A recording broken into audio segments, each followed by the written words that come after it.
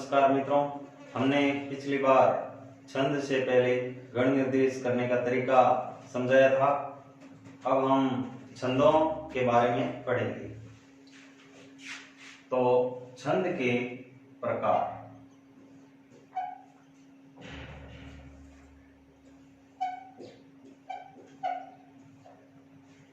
छंद के मुख्यतया दो प्रकार होते हैं,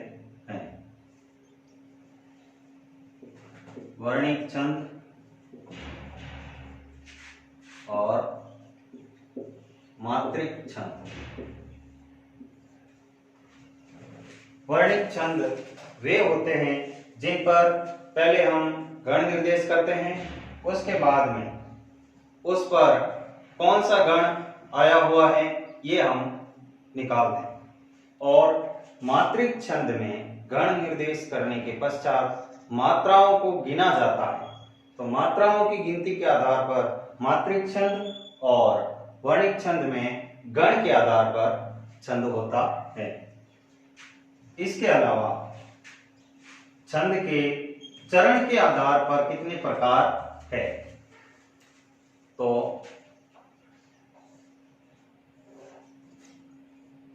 पहला है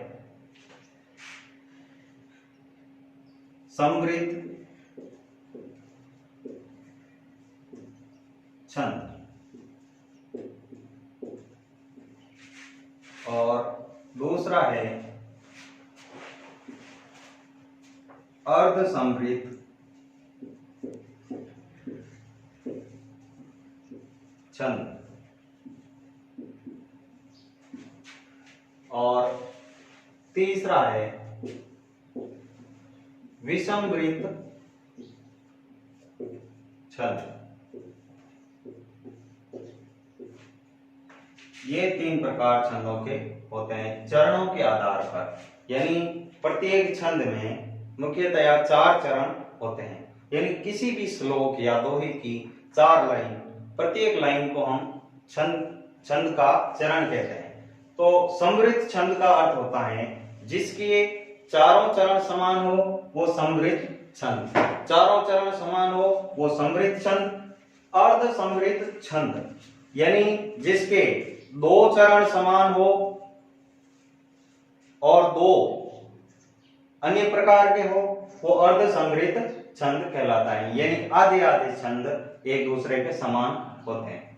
विसमृद्ध छंद, विसमृद्ध छंद उसे कहते हैं जिसमें चारों चरण अलग अलग प्रकार के हो सकते हैं। तो ये हुए छंद के प्रकार। अब हम मुख्य छंद, छंद शास्त्र के रचयिता पिंगलाचार्य ने कई प्रकार के छंद बताए हैं, किंतु हम मुख्य छंदों को पढ़ेंगे जो हमारे कोर्स में है। 12th और रीड के कोर्स में जो छंद है वो हमारे काम के हैं। छंदों की संख्या 100 से भी ऊपर बताई जा रही है। तो हम अपने मुख्य छंद पढ़ेंगे। सबसे पहले है अनुष्टुप छंद।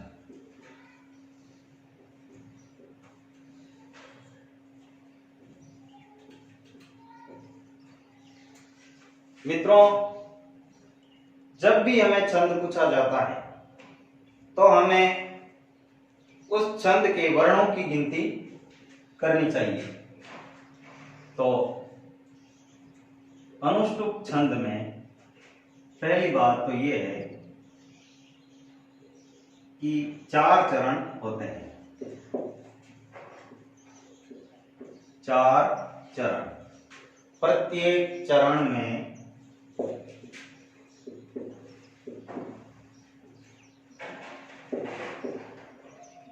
प्रत्येक चरण में 8 वर्ण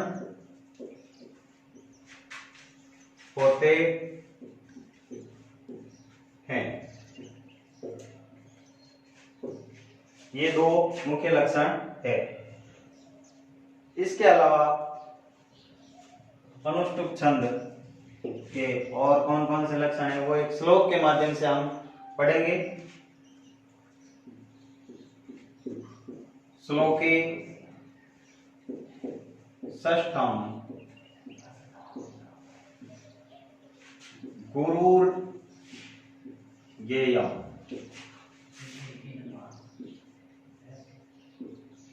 सर्वत्र लघु पंचमम।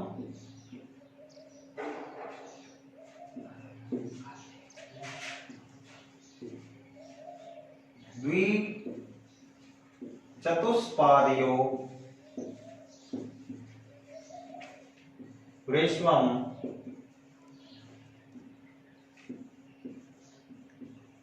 सप्तम दीर्घ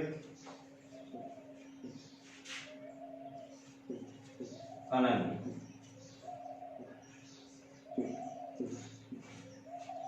श्लोके षष्ठम गुरुर्गेयम्। अब इसका अर्थ ये होता है कि एक यहां पर हम श्लोक लिख देते हैं या इसी श्लोक पर हम गण निर्देश कर देते हैं। ये श्लोक अनुष्टुप छंद का ही है। तो श्लोक का छठा वर्ण, पहले तो हम इसका पहला लक्षण देखते हैं। 4 चरण हैं इसमें, 1 2 3 और 4। फिर प्रत्येक चरण में 8 वर्ण होते हैं।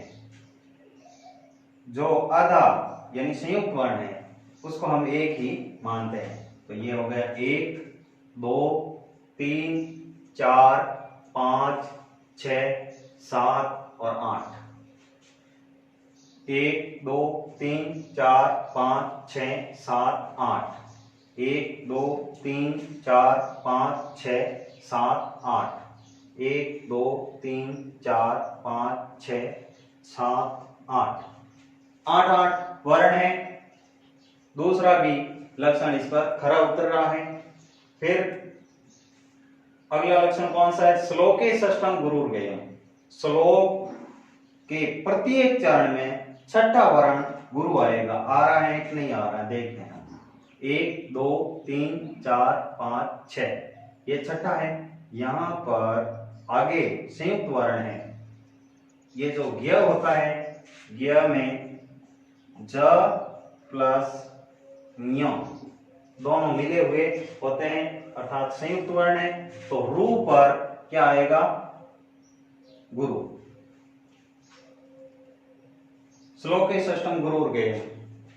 प्रत्येक के छठे पर 1 2 3 4 5 6 यहां पर पंचम यानी अनुस्वार है तो यहां पर भी गुरु आएगा। 1 2 3 4 5 6 यहां पर दीर्घ की मात्रा है गुरु। 1 2 3 4 5 6।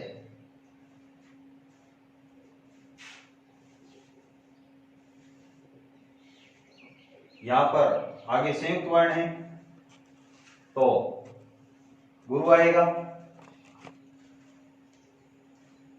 प्रत्येक चरण के छठे वर्ण पर हमने गण निर्देश कर दिया।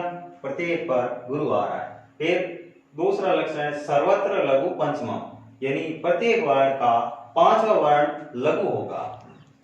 तो छठे से पूर्व वाला 5वां होगा। अब हमें गिनने की आवश्यकता नहीं है। तो यहाँ पर ह्रस्व की मात्रा है लघु। यहाँ पर ह्रस्व मात्रा ऊ छोटा है लघु। यहाँ पर अ की मात्रा है इसलिए लघु। यहाँ पर संयुक्त वर्ण तो है लेकिन जो संयुक्त वर्ण होता है उस पर कभी लघु नहीं आता, उससे पूर्ववर्ती। ये नियम हमने बताया था। तो यहाँ पर भी लघु आएगा।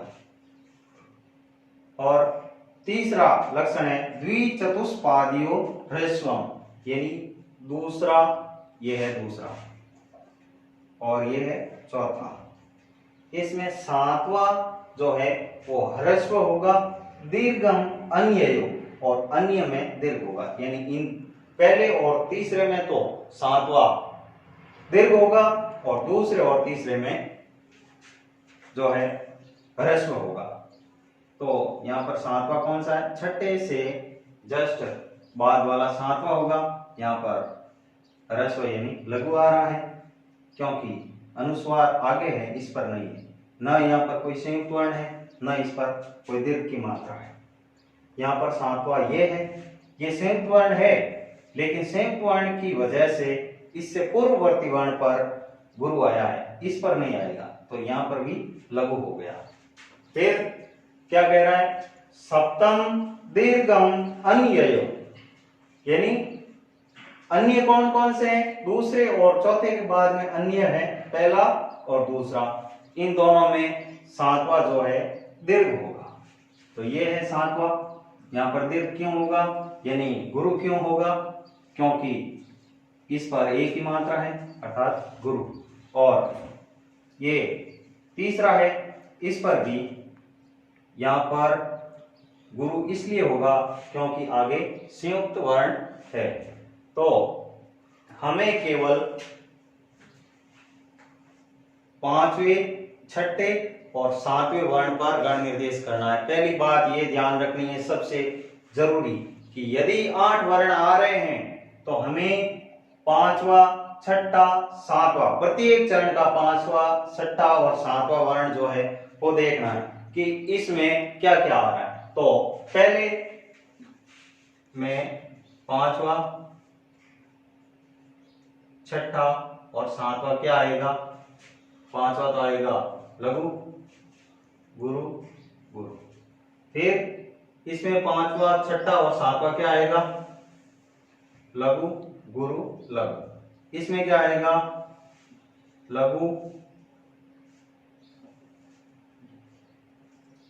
गुरु गुरु। फिर क्या आएगा, लघु गुरु लघु, लघु गुरु लघु। ये हमें इंडेक्स याद रखनी है